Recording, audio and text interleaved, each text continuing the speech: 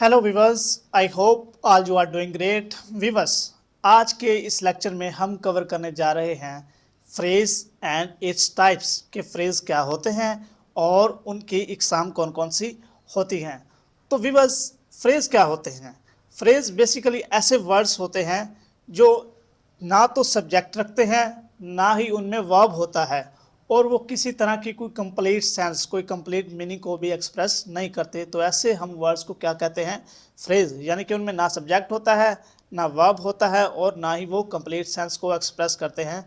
उन्हें हम क्या कहते हैं? फ्रेज। अब हम इसकी डेफिनेशन को कवर करते हैं। आ फ्रेज, एक जो फ्रेज होता है, is a group of words. ये जो वर्ड्स होते हैं उनका ग्रुप होता है, उनका मजमुआ होता है।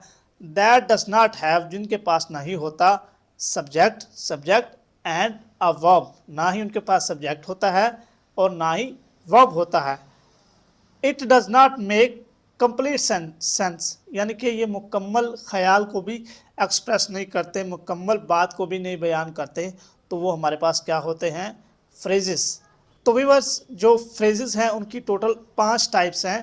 पहले नंबर पर हमारे पास आ जाता है नाउन फ्रेज, सेकंड नंबर पर आ जाता है हमारे पास वर्ब फ्रेज, थर्ड पे एडवर्ब फ्रेज, फोर्थ पे एडजेक्टिव, और लास्ट पे आ जाता है प्रेपोजिशन फ्रेज।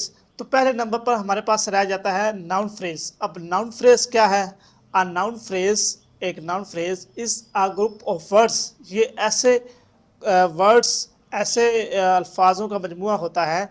दैट एक्ट्स, जो काम करता है, एज आ नाउन, जो सेंटेंस में एज आ नाउन के तौर पर काम करता है। मिसाल के तौर पर आई हैव, मेरे पास है क्या? A huge beautiful home, a huge beautiful home. तो यहाँ जो वर्ड होम है, ये हमारे पास क्या है? ये हमारे पास नाउन है, और इससे पीछे जो बताया जा रहा है अ ह्यूज ब्यूटीफुल होम, एक बड़ा और खूबसूरत घर। तो ये जो word a huge beautiful home है, ये किसको रिप्रेजेंट कर रहा है? ये एक वर्ड्स के जो ग्रुप है उसको रिप्रेजेंट कर रहा है, और ये नाउन को रिप्रेजेंट कर रहा है। तो ये हमारे पास क्या हो गया? Noun class. सेकंड नंबर पर है शी बॉट, उसने खरीदा। क्या खरीदा? आ, एक न्यू ब्लैक ड्रेस, उसने एक नई ब्लैक ड्रेस को खरीदा। तो यहाँ जो वर्ड्स आ न्यू ब्लैक ड्रेस यूज हो रहा है, ये भी किसको रिप्रेजेंट कर रहा है? ये भी नाउन फ्रेज को ये रिप्रेजेंट कर रहा है। ऐसे ही है ही हैज़, उसके पास है an old bat. He has an old bat, उसके पास एक पुराना बैट है। तो यहाँ जो वर्ड यूज हो रहा है एन ओल्ड बैट, तो ये हमारे पास क्या है? नाउन फ्रेज, क्योंकि वो बैट के मतलब इंफॉर्मेशन दे रहा है कि वो एक पुराना बैट है। तो ये हमारे पास क्या है? Noun phrase. तो इन तीनों एग्जाम्पल्स में हमने व्यूअर्स ना तो सब्जेक्ट को स्टडी किया और ना ही हमने वर्ब को स्टडी किया। तो यहाँ ना सब्जेक्ट है ना वर्ब है, तो ये हमारे लिए क्या हो गया? Noun clause. इसके बाद नंबर सेकंड पर हमारे पास आ जाता है वर्ब फ्रेज। अब वर्ब फ्रेज क्या होता है? A verb phrase is group of words, ये ऐसे अल्फाज का मजमुआ है। दैट हैज़, जिसमें होता है अ हेल्पिंग वर्ब, एक helping verb, and a main verb, और मेन वर्ब होता है। ये ऐसे ग्रुप्स ऑफ वर्ड्स होते हैं जिनमें हेल्पिंग वर्ब भी होता है और मेन वर्ब भी होता है। मिसाल के तौर पर she is going home, she वो क्या है? Is going. इज हमारे पास यहाँ क्या है? एक हेल्पिंग वर्ब है। Is am are was were, ये हमने पढ़ा हुआ है कि ये हेल्पिंग वर्ब के तौर पर एक्ट करते हैं। तो ये हमारे पास क्या हो गया? Helping verb. आगे है गोइंग। गोइंग ये मेन वर्ब है, ये मेन एक्शन को रिप्रेजेंट कर रहा है। तो ये हमारे पास क्या हो गया? She is going. Is going हमारे पास क्या हो गया? ये है हमारे पास वर्ब फ्रेज। इसमें हमारे पास हेल्पिंग वर्ब भी आ गया और मेन वर्ब भी। तो इज गोइंग हमारे पास क्या है? ये वर्ब फ्रेज है। तो ऐसे ही नंबर सेकंड पर आ जाता है दे आर टॉकिंग, वो बात कर रहे हैं। तो यहाँ ये जो वर्ड आर, ये क्या है हमारे पास? हेल्पिंग वर्ब, और टॉकिंग ये हमारे पास क्या है? ये हमारे पास मेन वर्ब। आर टॉकिंग ये हमारे पास क्या हो गया? ये वर्ब फ्रेज हो गया, क्योंकि इसमें हेल्पिंग वर्ब भी है और मेन वर्ब भी है। तो ऐसे वर्ड्स जिनमें हेल्पिंग वर्ब और मेन वर्ब्स आ जाएं, उन्हें हम क्या कहते हैं? Verb phrase. इस तरह हमारे पास नंबर थर्ड पर आ जाता है एन एडवर्ब फ्रेज। अब एन एडवर्ब फ्रेज क्या होता है?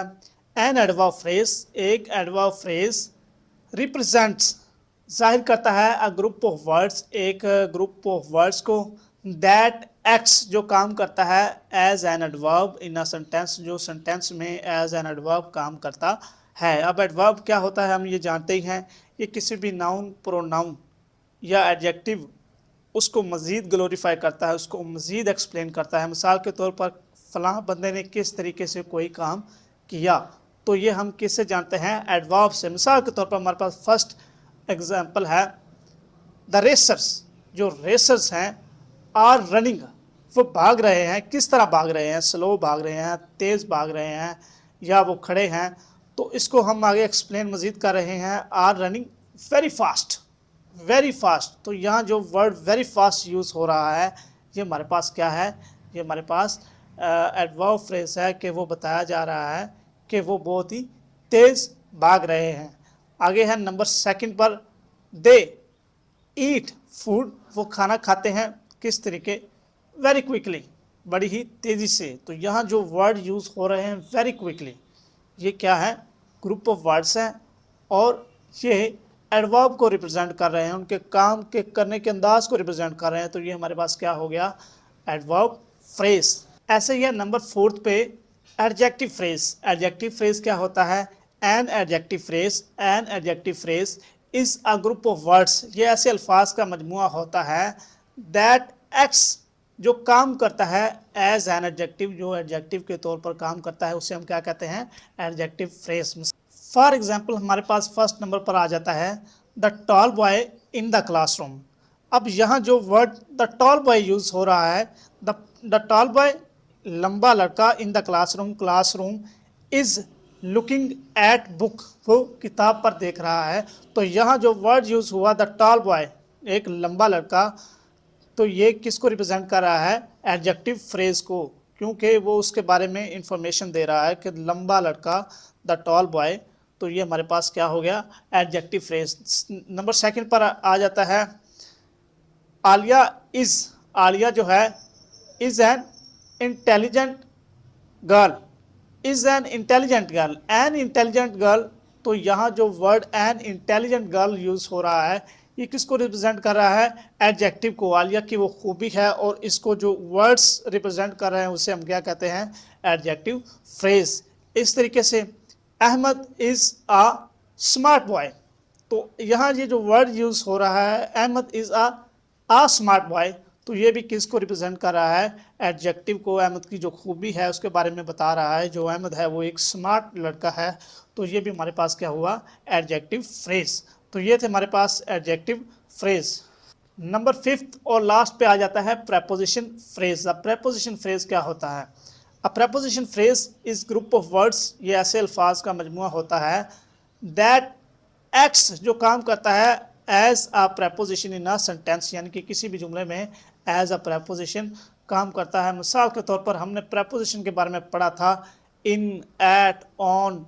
तो ये जो कुछ वर्ड्स हैं अबव, बिलो, तो ये जो तमाम वर्ड्स हैं ये किस चीज़ को रिप्रेजेंट करते हैं? प्रेपोजिशंस। आगे हम इसकी एग्जांपल्स को कवर करते हैं। मिसाल के तौर पर पहले नंबर पर है the boy on the roof is looking at me. The boy on the roof, यहाँ जो वर्ड है the boy on the roof, ये बता रहा है कि वो कहाँ है? छत पर है, ऑन द रूफ।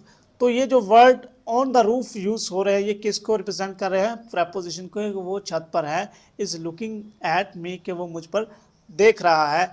ऐसे ही है the boy in the shop, the boy लड़का कौन सा?